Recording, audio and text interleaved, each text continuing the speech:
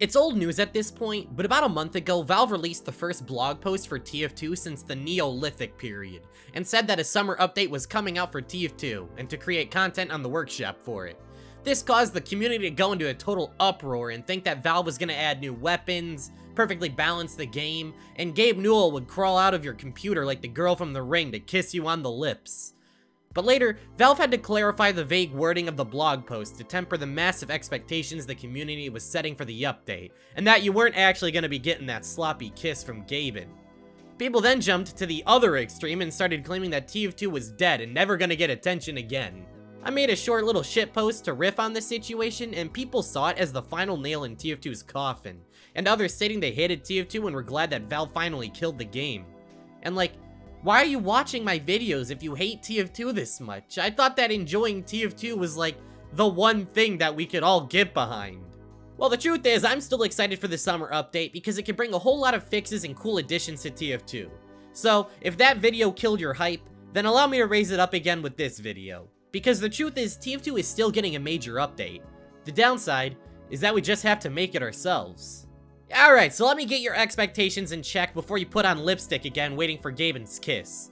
This summer, do not expect a whole new slew of weapons, a new SFM short, the final comic, and proper balancing for weapons. That is all major stuff Valve does not want to touch right now. However, what we can expect are quality new cosmetics, new maps, and huge quality of life improvements for TF2. And who knows, maybe Valve will finally make up their mind on if Big Slappy should be allowed on the workshop. Of all the potential things that we could see in this update, the one thing that I'm most excited for is seeing what the community has been cooking up with VScript. Now, the Hammer editor used to make TF2 maps is somehow more convoluted than Kingdom Hearts lore, so to keep it simple, VScript greatly simplifies how coding in the Hammer editor works and allows you to do crazy things without source mods, allowing them to be simply published on the workshop and ready to go. If you want more info from someone who actually knows what they're talking about, Shonik has a great video going over it. Now, VScript is not a brand new addition to TF2. In fact, it's been in the game since November. But now map makers have finally gotten around to using the shiny new toy and working out the kinks, and creating amazing maps for TF2 that change the way you play the game. You want to see something that absolutely blew my mind the first time I saw it? Check this out. CSGO's gun game entirely recreated inside TF2 using nothing but VScript. There is no external mods required to make this work either. It's all packaged within the VScript and easily accessible on the workshop. And I don't know about you, but I cannot wait to get team killed and called the N-word in exotic new languages for not dropping someone an AK in a whole different game. And while there's no shot that CSGO gun game is getting added to the official TF2 map pool, the sky is the limit when it comes to what custom game modes could be added to TF2. Perhaps we could see an official implementation of the scrapped VIP game mode recreated by fans. Perhaps we could see an official versus Saxton Hale mode in casual. Maybe we could recreate the entirety of Five Nights at Freddy's within TF2. Actually, wait, that one's copyright infringement. Point is, we could see some very creative mappers push the limit of what VScript can do and create Valve-endorsed custom game modes to be added to TF2. And this is not an unprecedented thing either. The Player Destruction mode started as a community-created mode and became officially accepted by Valve and now has numerous maps that use it. If you are a mapper, Valve has handed you the keys to the car and told you to drive off the cliff of creativity. So I say, make some crazy shit. You just might make it into the game. And on that same note, I think the way cosmetics have been added to the game could see huge improvements too. This whole update was spurred by an open letter to Valve from UEAK Crash in regards to how updates have been handled. For the past few years, the only substantial content drops TF2 has received have been part of Halloween and Christmas. And while I'm a sucker for some good holiday cheer, the complete oversaturation of holiday-themed content has left people in a state of fatigue. Now, we could actually see some great non-seasonal cosmetics, and especially war paints, which is what I want to focus on. Over the past year or two, I've become an absolute sucker for TF2 skins. But the problem is, past 2017, we have only received Halloween and Christmas-themed war paints. And in the past 2 years, only Halloween-themed war paints. And while there's still the occasional war paint that absolutely slaps, most are, without trying to be too negative, absolutely terrible. Now, Valve isn't going to be adding non-seasonal war paints, which means we'll be finally seeing some quality war paints for the first time since 2017. Which brings me to my next point. It feels like 99% of TF2 skins are pattern-based. textures that are randomly spread onto a weapon. And while these war paints can be fantastic in their own right, we haven't seen a non-pattern based skin since the Dragon Slayer war paint, where the skins are directly tailored for the weapon the skin is applied to. If you're familiar with the process of making skins, then you know that all custom war paints use an existing war paint as a base. Well, you can do the same with the Dragon Slayer skin, as a base to create cool non-pattern based skins suited for each weapon. I've seen plenty of cool skins that do this and would love if one of these were to be added to the game. I even got inspired enough to make my own, and want to make a whole collection off of them. I hope to see a lot more of these cool custom skins in the workshop because they just aren't as limited as pattern-based skins are. Do you want to make a Dragon Lore scattergun? Well, don't, because that is art theft, but pretty much everything else is on the table. So just like VScript, if you're a workshop creator looking to make a skin, now's a better time than ever to experiment and create amazing war paints without the restriction of a holiday theme. Something else I can see thoroughly improved by the update is unusual effects. Every update adds a ton of new unusual effects to the game, but the problem to me is that people are running out of unique ideas for unusual effects. A lot of people copy the homework of others and forget the part where you're supposed to change it up a little. Truth is, we're reaching the point where there's too many unusual effects for hats and taunts, which leads me to wonder, why has Valve never added another unusual effect for weapons in the game?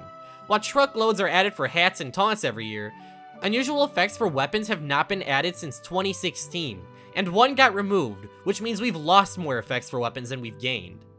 I think it may be due to a lack of submissions, so if you're an unusual effect creator, why not try creating an unusual weapon effect? We may actually start to see more added to the game. The summer update could bring additions to the game that aren't just standard cosmetics either. On the Steam Workshop for TF2, there's a tab for community-made fixes for the game, and this opens up a whole new world of possible additions. Whether that be the addition of a proper war paintable Dragon's Fury, or fixing the spy's revolver so he doesn't need to use imaginary bullets anymore. So I figured I'd put forth some changes of my own that I'd love to see added to TF2. I love strange weapons. Recently, I completed my very expensive collection for every strange weapon in the game, not counting weapon reskins, and it bugs me to no end that not every weapon in the game has a strange variant. Weapons like the Tide Turner, Vitus Saw, Sun on a Stick, and every Jungle Inferno item, and much, much more, only come in unique varieties. This is because strange items used to come in crates, but Valve discontinued crates for cases back in 2016, leaving a whole bunch of items without strange variants. So many items have been discarded just because they don't have strange variants. When was the last time you saw someone using the Postal Pummeler or a Nessie's 9-iron? Have you ever seen someone use the Wonga Prick? Do you know what the Wonga Prick is? Cause I Wonga stick this shit in the trash and just use this instead. So my proposal to fix this issue is to allow Strangifiers for these items to be unboxed in the summer case, similarly to Festivizers and MVM tickets. It wouldn't take a whole lot of manpower to make a change like this happen, and the community would be doing 90% of the work, which could make this an actually possible change. Imagine being able to own a strange hot hand. I'm salivating just at the thought of it. Some weapons might not be possible due to copyright issues like the Rift weapons and the Vitus Saw, but if Valve can sell killstreak versions of these weapons, I don't see why selling a strange version would be any different. Speaking of killstreak weapons, there are some weapons that don't even have killstreak kits, probably because Valve forgot. I mean, who can blame them? I forgot too. Who the hell cares about the Crossing Guard? 30% of you guys don't even know this thing exists. Well, it is one of the only weapons in the game that doesn't have a killstreak kit, and I see no reason why it shouldn't be able to.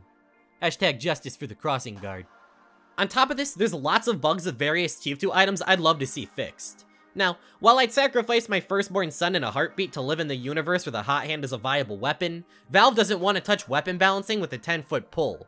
But what Valve has shown they will do is fix weapon bugs, whether that be decreasing the size of the Iron Bomber's hitbox, fixing collision issues with the Bison, or fixing the Dragon Fury's projectile. Therefore, I have a list of weapon bugs that I want fixed, without needing to do any of that nitty-gritty balancing. Starting off with probably the buggiest weapon in the game, the Bison. Ever since the Jungle Inferno update, the Righteous Bison has been held together by nothing but duct tape and meme value. Due to a change in the hitboxes, the Bison does significantly less damage than it used to, while also having a much smaller hitbox. If the Bison's projectile could be sorted out, I don't think it would be good, but at least it would be a fun meme weapon again. On the topic of buggy laser guns, the Pomson. The Pomson's projectile fires significantly lower than the Crosshair, which makes aiming feel clunky. and it lacks the friendly fire rule that other projectile weapons follow, which means teammates can absorb the projectile the second it spawns, which is not supposed to do. Another weapon crippled by bugs is the Steak Sandwich. The greatest thing it has going for it is the speed boost it grants you.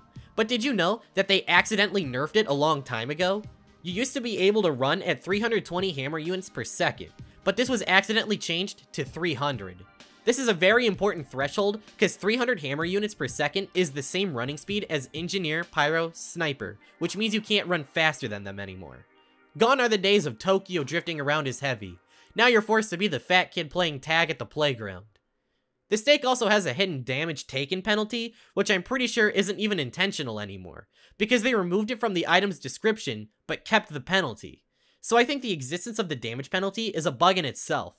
So not only are you the fat kid playing tag, but you've also got a sprained ankle. Is it time for a Spaghetti Code Lightning round? The Caber can't mini-crit with shields for some reason. The slowdown effect of the Natasha and Sandman can be negated by strafing. Holster speed penalties can be completely bypassed by rapidly switching weapons. The Your Eternal Reward doesn't make ragdolls disappear immediately. And for some reason, the Short Circuit isn't entirely incapable of critting enemies. And if they let the Taser crit enemies, I swear the first thing I'm gonna do is ollie-oop myself into the entire enemy team with a Kritzkrieg medic. Looking through the community fixes also shows a lot of fixes for things outside of weapon bugs too. They fixed Heavy's flip-flops to be team colored again. They are doing the Lord's work out here. However, there's a bug so terrible and egregious, it makes me want to say a swear word. The glow of the Bat Saber disappears occasionally with kill streak kits. Somebody please fix this. If there's one point I hope I've thoroughly conveyed, it's that even though we're not getting a Jungle Inferno-sized mega update, TF2 isn't going anywhere. And this summer, we could see a whole new slew of additions and fixes the likes of which we haven't seen since Blue Moon. There is no better time to be a workshop creator than now. So if you want to make that crazy war paint, that cool new unusual effect, or fix a bug that's been in the game for eons, I urge you to do it. The more we create, the cooler the update is gonna be. And if I'm wrong and this whole update is a bunch of hoopla, I will gladly have egg on my face and quit and become a Chex Quest YouTuber. And maybe you think I'm licking Valve's boots here, which is blatantly untrue as I much prefer the taste of crayons. But I really think Valve is trying to extend an olive branch here and do something for the community. And I think we should give them the chance.